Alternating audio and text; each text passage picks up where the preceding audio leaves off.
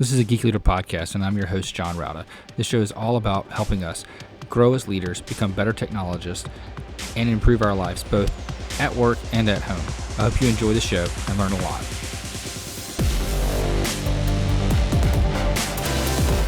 Hello, world, and welcome to episode 232 of the Geek Leader podcast. I'm your host, John Rauda, and today's sponsor is A2 Hosting. I've been using A2 Hosting solid-state hosting solutions for our website at geekleader.com for many, many years now, and absolutely love their support, their service, and all the features that you get. You get access to cPanel. You get all of the things that you can imagine for a great WordPress experience, including their A2 optimized WordPress, which does extra security checks, extra lockdown. You can lock down your editor file so you can't edit anything inside there. You get alerts whenever there are file changes that are done. You can also do automatic updates, backups, and more with A2 Hosting. So highly recommend it. Go to geekleader.com/A2 to get more information and to sign up for their solid-state, turbocharged speed hosting today. Again, that's at geekleader.com/A2. All right, Geek Leaders. Today on the show, I have Taurea Vision Avant, and she helps other leaders, entrepreneurs, book authors, and things like that to become more successful, to focus in on the things that they're working on. And she also has a nonprofit where she is the urban CEO, which we'll talk about in just a little bit. Taurea, welcome to the show. Well, thank you for having me. I'm super excited to be here. If you don't mind, just tell the audience a little bit about kind of what you're doing today and how you have gotten to where you are, because I know you've been an entrepreneur for about 20 years. So how did that journey begin, and how did it get to where you are today? Well, absolutely. Well, first of all, I always, I've been in the entrepreneurial world for 20 plus years, but I always joke like the first 10 years of my journey, I was a tripreneur. And that is someone who tries everything under the sun, maybe for 30 days, at max 90 days. Like I was never really sticking with something long term. But I've always been, an aspiring entrepreneur. I've always been that person that wanted to be able to work for myself.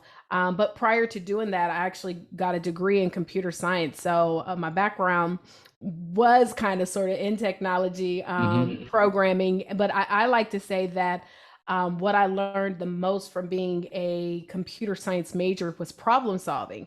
So it's definitely helped me tremendously, being in the space of entrepreneurship today. Around 2009 is when a lot of things shifted for me. I was actually 2 years prior working at my job, and I was actually a database administrator working there, making a little bit of income, not a lot. And I was told that my father was going into the hospital. And just to fast forward things, he was diagnosed with stage 4 lung cancer. And watching him go through that journey, my father was probably one of the biggest tech geeks ever. Like I literally would watch him take 5 computers and put them into one. I don't even know. Like one day I went downstairs in his computer room and he had like 20 computers set up. I was like, whoa, bro, like, is there something that you're doing that you're not telling us? Because like, do you work for the CIA or something? Like, that's how I look. It's crazy. But yeah, I mean, watching my father go through that journey of cancer was so difficult. I mean, I remember one time he couldn't even log into his computer, couldn't remember how to do it. And it was so tough. And it wasn't until we were celebrating his life because he ended up passing away. And there were so many people from all parts of this world that worked with him that he had impacted. I mean, when I say they were sobbing and I was just beside myself because I never had a chance to really meet all the people he worked with. And I wondered, did he know the impact that he had on people's life? Did he truly have an understanding how his life meant something to them? And it was at that point, John, that I made a decision. Like I wanted to stop being a tripreneur. I wanted to stop making excuses, and I was going to stick at something. And I ended up getting into network marketing when I moved to Atlanta from Virginia a month after he had passed. I got into network marketing and I had a great amount of success there, but it was just a stepping stone. It was not something permanent for me. And I became a coach. And today I've been able to effectively help more than 5,000 speakers, coaches, networkers to become authors. And then I launched my nonprofit Urban CEO back in 2019. So a little bit of my journey. So which part of Virginia were you from? Hampton, Virginia. I was born at Langley Air Force Base Hospital. Nice. Yeah, my wife's from Virginia, and so I always ask. She's from the Hampton Roads area, though, a little bit south of there. But Okay. we have another thing in common. My dad also had lung cancer and passed away from that. So that's an unfortunate thing, but, yeah, so I kind of know where you're coming from, with that experience. So when you decided to commit and focus in on one thing instead of just trying everything else, because I've been down that road too, I've tried, all the different kind of things, when you're trying to figure out what is, where to find your voice. And then I had Todd Henry on, and he wrote a book called Louder Than Words. And in that book, he talked about how, like, if you want to find your voice, sometimes you have to try out other people's, and you have to do that. What was your experience going through that, and how did you know that this is the thing that you're going to stick with? You know what? I always share with people, I am grateful that I was that person that tried a lot of stuff. And also, I didn't really care like if I failed at it and somebody, I think a lot of times the reason why is people are afraid to try things because what if I fail and then people laugh or people talk? I don't care about other people's opinions, right? And so I was willing to try stuff and like put it out there, like, look, y'all, this is what I'm doing now, to the point where people will be like, what are you selling now? I think the biggest pivot in my life, though, as far as sticking with something, was when I actually had a coach. Mm. I had someone that was like pouring into me because I think even some of the things that I maybe tried previously, if I had someone kind of like showing me the ropes, might have would have stuck with those too, but I was out there leaning on my own understanding. And one of the biggest disadvantages that we could have for ourselves is doing that. Like it's our thoughts that got us to where we are today. And so when you get started with something, just because you get started with a new business doesn't mean automatically your thoughts change. No, the same you is the same person that's in this business. And so it was when I really was able to get my arms wrapped around someone to show me that journey to success. And then through that process, I found things that I was good for. I always like to share, I know my purpose in this life is so much more bigger than books. Books is just a temporary vehicle that I'm using right now. So 5 years from now, I might be doing something else, but I know that it'll be connected to the purpose and the reason why I'm here. Yeah, absolutely. I think having that mentor, that coach is really important. I know for me, on my leadership journey, I was an awful manager, awful boss, and I didn't really know it until I had someone give me that tough love and kind of point me, in the right direction and say, look, I'm telling you this not because I want to bring you down, but because you've got to realize that you're the problem. And this is how you fix it, At least in my case, that's what it was. But it's having that person to kind of give you those bumpers to bounce against. Because a lot of people say, well, you're putting walls around me. You're preventing me from doing all these other things that are exciting. And say, no, I'm focusing you. I'm like the bumpers on bowling. I'm going to put you in the right thing so you can knock down the most pins. Absolutely. And it's we have to be willing to receive that though. So like if it's someone, now the only reason why you receive that from your mentor is because you respected your mentor. Yeah. And so a lot of times we'll then go and get advice from our friends, or we'll get advice from people who are not necessarily where we want to be. And so we don't respect that advice. We don't respect that information. So we don't do it. And so it's important that if you make a decision to have someone to be your mentor or coach, that you also must respect them and know that you're not supposed to agree with what it is that they give to you. That's why they're there to help you. So that's powerful that you were willing to be able to receive things that sometimes we don't want to hear those things about ourselves, but those are the things that help us to grow. Yeah. So I've had several people on. We've talked a lot about how important having a mentor and a coach is, but I want to flip this a little bit because a lot of people that listen to this are leaders, whether they're new at management, new at leadership, or anything like that. And how can they be good mentors? What are some things that they have to do that may be uncomfortable as a mentor or coach? Because you being an excellent mentor and coach for thousands of people, how is it that you can do those things that are uncomfortable and be a good mentor? What are some things that we need to think about? Oh, John. Okay. Yeah. Do you have a pin? No, I'm playing. Listen, the first thing that I will tell you is do not become a people pleaser. Whew. That is the quickest and fastest way to lose respect from people. Like, you cannot be the person that you're trying to be liked by everyone, right? A great leader is someone, well, yes, you're willing to tell people the truth. Now you have to know how to do it in the right way, but you're not telling people things that you think they want to hear. You're telling them what they need to hear. And so there's ways of how you do that. I know a lot of times when I have to be able to tell somebody that I care about, if it's a student, if it's a client, or even a friend, I say, listen, is it okay if I share with you something that I think could help you? And if they give me the permission, okay, I'm about to go in, right? And you take the gloves off, right? Yeah, the gloves are coming off. I'm about to tell you what's going on. But of course, listen, I've not always been perfect as far as delivering it, but I've never been afraid to deliver. And then through that, by the way, y'all, you'll mess up sometimes. Mm-hmm. It's okay. You might say the wrong thing, but just always continuously focus on growth. Mm-hmm. I think the second thing outside of being a people pleaser is that you also have to understand who you're talking to. There's so many different, like, it's so funny that we're talking about this because I literally just got off the line with a good friend who was a client, but became a friend, which I don't do all the time. We'll talk about that in a minute too. But I know their personality is very, very sensitive, like super sensitive. And I am very direct. I could be very tough.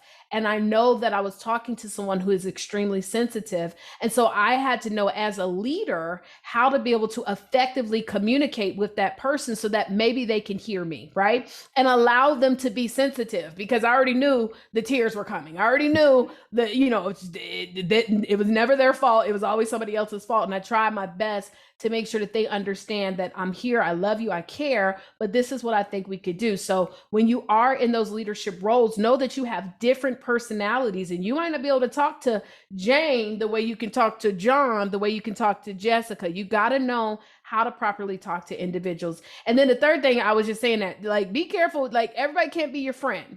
And the unfortunate thing in leadership, like sometimes your employees or the people that you work with, your clients, maybe they're all hanging out. And it's unfortunate that people kind of lack the maturity to separate the two. But in leadership, you have to set your precedents in a way where everybody cannot be your friend.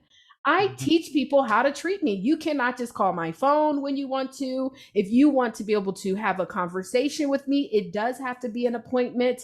And there's just going to be a certain way of how I'm able to actually do those appointments or do those calls. We can't just call randomly because I'm busy. And so I've learned very well how to treat people, how to teach me. And because of that, like when I'm hearing other leaders like, this person just went off and I'm having this problem with this. I'm like, what? Like, I never have those problems anymore because people know how to, like, people know, do not come to me with a whole lot of messiness, right? Or people know, like, well, let me try to figure this out before I come to Taurea. If they come to me, I know it was like last resort. Like, I have to be able to get this done. So, listen, those are very, very important. Yeah, I know for me, I like to, I call it training my team. I got to train them on how to communicate with me. And it's, in the role that I'm at now, it was about 5 years ago when I took over. It was one of those things where like the person that was here before me had a different way of doing things, and he would send you emails all the time and expected a response immediately. Whereas I don't. If I send you an email after hours, unless I tell you I want to know about this right now, ignore it. You can wait till. Monday. It's not the end of the world, but I had to train them in that. So, because a lot of times I like to, I'm very particular about my time. So whenever I leave work, I am checked out, at least until my kids go to bed. Once they're in bed, then I'll come back on, maybe catch up on a couple of things that I missed or something like that. So I was doing that one night, sending out a couple of things after my kids had went to bed. And I started getting responses back. I'm like, why are you guys replying back at 10 o'clock at night on a Tuesday? It's not necessary. But I had to train them and how to come to me, how to communicate that. And that's one of those things that I fell short on as a leader. I probably should have done that up front. But it is what it is. Yeah, well, we learn, right? We learn, and you're right about that. Yeah, teaching people how to be able to communicate and treat you is so important for all of us. Absolutely. So when you are, given those hard truths sometimes, have you ever had a case where you've read someone wrong and you thought like, I can talk to you this way, and then when you did, you realize, here comes the waterworks. I shouldn't have said that.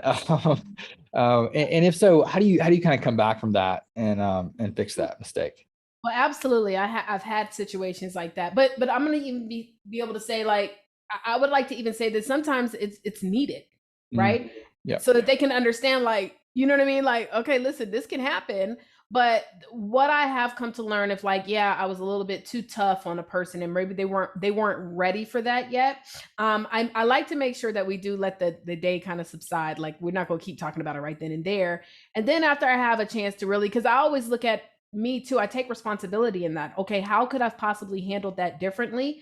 And then when I do schedule another opportunity, if the opportunity does still exist, I do tell them, listen, I know that I could have handled that a little bit differently. This is what I I think I should have done better. And you let me know, how do you feel I could have handled that? Now, just because I'm giving someone the lead way to tell them how to deal with them doesn't mean that I lose my respect. In fact, in many times you'll gain the respect because now they know that you truly care. But they also know that you ain't afraid to crack the whip. Okay. So like, I'm not going to say like, I'm not going to apologize for being who I am. But what I am going to say is, listen, I do care about you. And how can I effectively communicate this information so that we can be able to grow this thing together?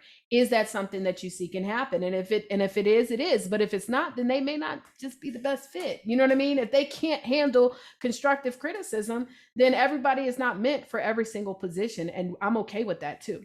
Yeah, absolutely. I think you got to find the right seat on the bus for people to be in. And I want to get back to the first thing you talked about was being a people pleaser.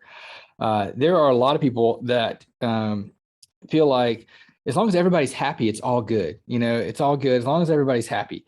But in reality, you have a goal, you have a business, you have to make profits, you have things you have to do, and not everybody can be happy. Some people aren't going to get their way. There's going to be some conflict. And, I'm a proponent to say conflicts is pretty good because you got to have a little bit of diversity in ideas and diversity going on to spread things in different ways so people can see, if everybody's just agreeing on everything all the way through, you're probably not going to get a mediocre product, right? So how is it that we can, get out of our mindset of making everybody happy? Because sometimes it sucks to piss somebody off, right? You want to make everybody happy. So how can we get out of that mindset when we're doing it too often? Well, I think the most important thing is that people have to understand what's the main goal.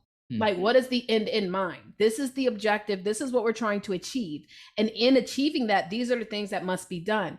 When everybody has a clear understanding of what the end in mind is, then I think more people will be a little bit open to maybe it not being the way that they want. So for example, like I want to give you an example. When I used to be in network marketing, I'll never forget this because I was a big people pleaser when I first got in. I had two different organizations that were in Virginia, and they didn't like each other. Like the two leaders did not like each other. And so to try to appease to everyone, I was like, okay, we'll just do two events on the same day, right? You do your event and then I'll come to your event, right? After we're done. And then come to find out, it was like both of them, because I gave them that, now they found every other reason to argue, to say they didn't like this. It's like, soon as you try to appease to one thing they didn't like, now they don't like this. Now I don't want you doing that. Now, and I was just like, whoa. I was like, next time we're just doing one event. And that was the biggest lesson for me. Like, stop doing that. So if I would have told them, listen, I understand that everybody here doesn't, really like each other, but the ultimate goal is each one of us are trying to get to this level. Where is it you want to be? And in that, it means that we have to work together. We don't have to love each other, but we have to work together. And when we have more people in one space, it looks better for us all as a leadership group, right? And so is that fair? Okay, well, you can't disagree with that. Like, that does make sense. You're right, Taurea. And so now, yeah, they may not want to be around each other, but we do understand it's for a bigger cause. And so I think when you are able to really get people to connect to the vision or the mission of what you're doing, it's easier to get people to, okay, I'm not going to like everything, but I do understand this is what the end goal is. And so I'm really big on that now. So I'm big on just painting that vision out, making people understand it, making it clear, and then setting those goals and those tasks of what must be done in order to get it done.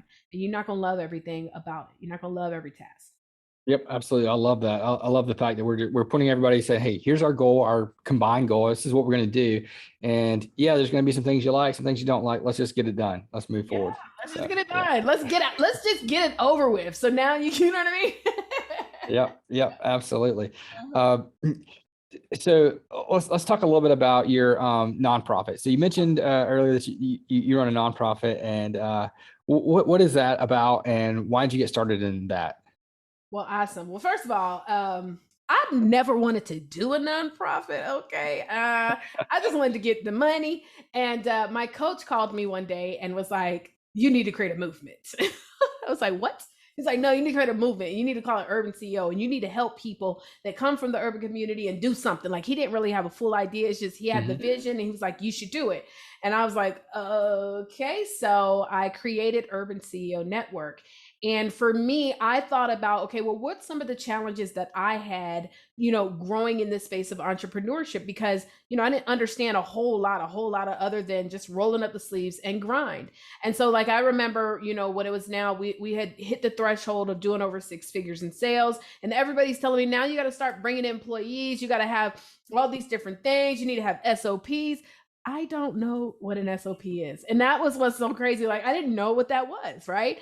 A standard operation procedure. Oh, okay. I don't remember hearing this stuff when I worked a job, right? And so I used to go to these different type of events to better myself and walk out even more confused because I didn't understand it. And I think a lot of times when you talk about people that come from the urban community, and this is not even a race thing, this is just us, coming from less than. A lot of times we have those disadvantages, or people make excuses. Well, it's not available. The resources are not here. It's not that the resources are not there. We just don't understand the resources. We don't know what you're talking about. So I wanted to create a nonprofit where we could be that bridge. We're not really trying to go in and create a whole new program or system or compete with anybody else. But let's just say someone does have a program where they're teaching you about career advancement, and maybe they come in and the vernacular is a little bit over their head and they don't understand it. Okay, can you dumb it down for us so that we can understand? Because most people don't want to look stupid, right? We don't want to look dumb. We don't want to look crazy. And so we suffer because we don't understand. And so that's what we do. We do a lot of different events. I also like to say we want to help the unconferenced get conference. So people who don't like to go to conferences or go to, events because, oh, that stuff is boring. They just talk about a lot of stuff. I don't know what they're talking about. We want to get those people to be able to come out. And I feel like once you get a good taste of it, now you can grow. Now you can become better, and you can become more aware of the things that you did not know were available to you. Yeah. So one thing about, you talked about the unconference. So for me, going to a conference isn't about the sessions. It isn't about the people talking and the boring stuff. It's about what happens in between those sessions.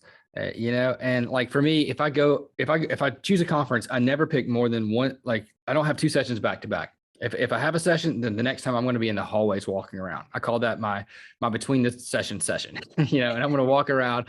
And I want to do something uncomfortable, because I'm pretty introverted, but I like to, when I do go to a conference, I make it a plan that I'm going to eat every meal with somebody different. I'm going to go to the table and I'm going to sit down and I'm going to talk to somebody. And I don't care how awkward and weird I seem to talk to this guy. I'm going to do it anyway, and that's my time to grow, because I'm not going to grow learning stuff that people are talking about in their speeches. I want to learn sitting down talking to someone and doing something that's uncomfortable to me. Yeah, absolutely. I'm an introvert too. It's so funny you said that because people don't really believe it, but I am, especially in like environments like that. Oh God, it's like, ugh. And so just like you, I always set an objective. Okay, at this event, as a result of being here, I've met 3 to 5 new people who we can be able to do some things together with, right? And so yes, and so I'm very intentional about that. So I'm with you on that. Like, we have lunch breaks. I want to make sure I'm sitting beside someone that, looks like they know a little something about something. Hanging around in the hallways. I just love those opportunities. You never know. You end up meeting really good people when you go to those types of conferences, and take time to be intentional about making those connections. Yeah. So I know some of the things that you guys talk about with the Urban CEO Network is like overcoming fear and anxiety. And what are some things that you've seen that kind of help people not be afraid to start, especially during this pandemic where everybody's, afraid all the time anyway? What are some things that you've seen that kind of help people get started and not be afraid? Because sometimes taking that first step is the hardest. Well, in network marketing, we had this acronym FEAR called false evidence appearing real. A lot of the fears that we have in our lives as adults were created when we were young. In fact, if you don't mind, I want to share real quick. I was talking about this, like, why is it that I'm very introverted? Well, because when I was coming up, and I don't know, John, if you had the same situation, but like, let's say I was around people who were more influential than me. And as a child, it's typically adults, right? So when you're around adults as a child, if you wanted to come in and just start having a conversation because you felt like talking, you were initially told, excuse me, Adults are speaking, or you were probably told don't speak unless spoken to. Yep. That one right there is probably the worst thing we could ever tell our children, right?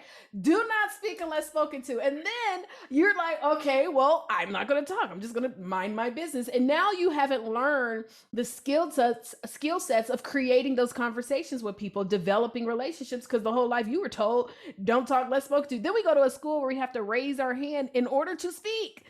And this is why, as adults, I'm a grown woman. I'm still raising my hands to speak, right? Because Yep. we learn these things. And so when I think about fear, fear was created, right? Fears are created based on past experiences. And so the first thing I think that people need to do is identify, where did that come from, right? And it might be difficult, but where does this fear come from? And then in not taking action, the fear that you allow to keep you from moving forward and taking action, what is that keeping you from? So, okay, I don't want to start this business. I don't want to start this business, but I know I want to do it, but I'm afraid to do it. Well, look at it like this: by not doing it, what's going to happen?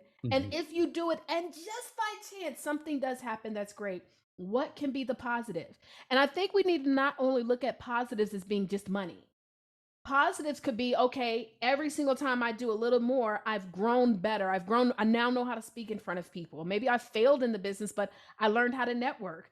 Okay, now, okay, let me try another business. Now, okay, I didn't do too well, but now I know a little bit more about how to do sales. And so I think we have to stop focusing so much on, if I don't get this final thing done, then I'm a failure. So I'm not even going to try it. Look at the small steps and celebrate those small steps. And every single time you have that celebration, you're getting closer and closer to that. So, fear, listen, again, false evidence appearing real. And I'm going to tell you this: the only way I've ever battled fear is by going after it. If it's not going to kill me, no's don't kill you.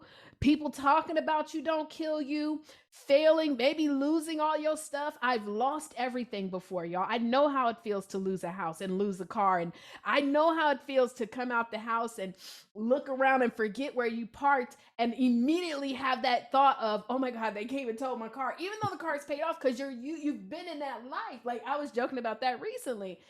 Fear, though, taking action and failing does not kill us. And so, yeah, that's how I like to battle it. And then next, you got to be around people who are doing it.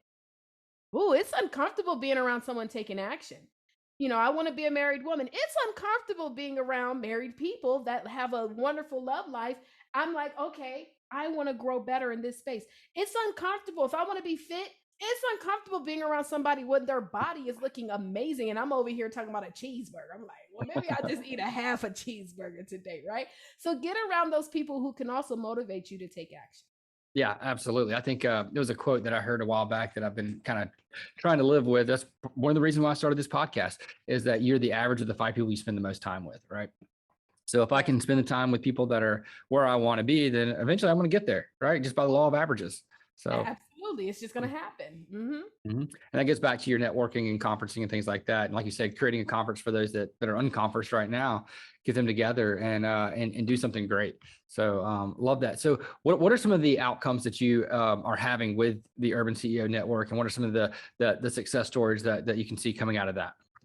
Well, some of the outcomes that I'm definitely seeing is we're seeing people who are coming from, less, I guess, I won't even just say just financially, just environments where things of starting businesses or climbing the corporate ladder or building strong, powerful relationships, whether it be friendships, romantic ships, things of that nature, we're seeing more people develop those, right? Mhm. And they're developing them and they're sharing with other people. And so I'd love to see that. We've seen people come into Urban CEO and start different types of businesses that, maybe you didn't think would be a great opportunity. I mean, a lot of people right now, when you come from the urban community, the number one thing people want to do is they either want to do real estate, or they're now seeing everybody talk about Forex, but they're not realizing there's so many other businesses out here that we could launch. It could be skincare lines. It could be, teaching people how to organize better. It could be anything, like, you know what I mean? And so I think it gives individuals from the urban community opportunities to see more businesses. And so we're seeing people, launch different unique style businesses, which is really, really cool. And then of course, we talk about like the relationships and we talk about career climbing. And so we're just seeing a lot of great things happen and people truly being inspired. Like people like, I've never been to a conference before. So I didn't know what to expect. And you let us, I remember this one person told me, I almost didn't come, but you said that we could wear jeans. And I'm so grateful you did. Because they're thinking I got to wear a suit, you know? And think about how many people miss out on things because of stuff like that, you know? So, yeah. Yeah, I think that's great. Just dispelling some of the myths of like you have to dress up to go to a conference. I go shorts and t-shirt most of the time, you know. Yeah. If I paid for a conference too, I'm wearing what I want to wear. Okay. Exactly. Yeah, and going back to it, when I was early on in my career, I worked for a company that did not pay for people to go to conferences. If you want to go to a conference, you got to put your own bill, and I was not going to do that because money was tight. Yeah. Yeah. And I learned a loophole, and I'll share everybody this loophole. If you want to go to a conference and you got to pay for it, apply to speak at that conference the next year. Because if you get accepted to speak, guess what? You can go for free. So pick a topic, learn how to give a talk about it, give a talk, and go to the conference for free. And that's how I probably went to the first 5 or 6 conferences I've ever been to, is because I applied to speak, got accepted, gave my talk, and then the rest of the conference I'm open to do whatever. Oh, very smart, John. Listen, I'm gonna have to share Yeah, that too. That was yeah. I love it. So if you want to go to a conference, you can't afford it. Hey, write a talk. Pick a subject that's interesting. So I went to a tech conference once. It was a software development conference, and I spoke on starting a side hustle. What? Yeah, I wrote how you can use your tech skills to start a side hustle. And you know what? I packed out the session. It was full of people, and I just went through all the different side hustles that I've done. Like building websites for people, using Thumbtack to find people to build sites for, how to make iOS apps and stuff. This is many years ago, but how to create iPhone apps, and Android apps, and different things like that. Just going through a list of side hustles, and I gave straight out, here's how much it costs for me to get started. Here's how much money I made from it in the first year. Here's how I did it, and packed out the conference. And guess what? I had the next 3 days to do whatever I wanted to at the conference, all paid for by them. Yeah. Cool. Do you know what's so funny while you're sharing all of that? I used to do websites and I created a course on that. I used to do apps too. Like, we got a lot in common over We here. do. Okay? Yeah. Yeah. Oh, that's funny. Those side hustles, honey. Listen, technology is the bomb. When you understand it, you can make a lot of money. Yeah, you can't. It's crazy. Like, and if I would have had your focus and stuck with it, like you're doing now, back then, I probably would have made a lot more. I remember at one point, I started making apps in 2010 when the iPhone first came out and they opened the App Store. I was probably one of the first 100 apps that was approved and out there. And my little Bubble Pops app at the time, I think I had like 4 million downloads in a month. And I was just like, oh my gosh, I was making all kinds of money. And then I just like let it sit. I didn't update it. I didn't do anything. And the next thing you know, there's Angry Birds coming over and doing all, still on my thunder and Candy Crush and all these things. And I'm like, well, I just lost it. I should have stuck with it, but it is what it is. That's really cool though. So how can people help out with the Urban CEO? How can people join it if they're interested in learning more about it and getting involved and connected with that? All you have to do is you go to Urban CEO Network. That's also our Instagram, but that's our website too, urbanceonetwork.com. We have different ways of how people can be involved. We're always looking for people, to definitely plug in. We have a role called an ambassador, and that is someone who definitely is a promoter of the brand. We have different events that we do, and we try to make our events very inexpensive, if not free, so that people can be able to come. We bring food. You gotta feed people, right? So if you bring food, it's easier to get people to come, right? So yeah, we have our events. Then we also have different roles, like being a professor, and this is someone who we feel that on the level of very simple, can educate urban CEOs in our Urban CEO Academy. And so we're always looking from different aspects, again, because I believe there's just so many ways out here, to have success, whether it's in corporate, which, by the way, having a job is never a bad thing. And so sometimes, there's this world of entrepreneurship and everybody's quitting their jobs. And it's crazy to me. Now, some people love their jobs. Don't do that. That's crazy, right? But we look for professors to teach on different things of that, relationships, health and wellness, as well as businesses and stuff. And so we're looking for people for those positions too. So urbanceonetwork.com is where you can go plug in to what we have going on. Awesome. And also let's not forget about, your for-profit stuff. So if I am interested in writing a book, or maybe I've written one, or I'm a speaker or coach, and I want to get more successful, because sometimes it's tough out there to figure out how to, you spend all this time and effort to write a book or come up with a good course, but then what do you do with it? How do you get it out people's hands and stuff like that? How can people get some help with that? Absolutely. The hustle is very real. So I just want y'all to know, okay? But if you go to 10kbook.com, and that's 10, so 10kbook.com, that's where you can get access to my free masterclass. My mission is to show not just future authors, but current authors how to truly turn their books into multiple streams of income. So I literally give you guys what I've been able to do for my own business. I teach you those principles within our programs. But 10K Book will give you the free masterclass and get you plugged in. Awesome. All right. Well, I appreciate it. It's been fun having you on. Definitely need to have you back sometime to talk about more things whenever the time permits. Absolutely. I'd love to be back. If you enjoyed that episode, please leave a rating and review in Apple Podcasts. I'd greatly appreciate that. And also, don't forget to check out merch. We have some T-shirts that I've designed that are on at geekleader.com. You can click on the merchandise section there and check that out. And also, don't forget about the books from our guests. So if you like this guest and other guests that have written books, please go ahead and check that out at geekleader.com. I would greatly appreciate it, and I'm sure they would too.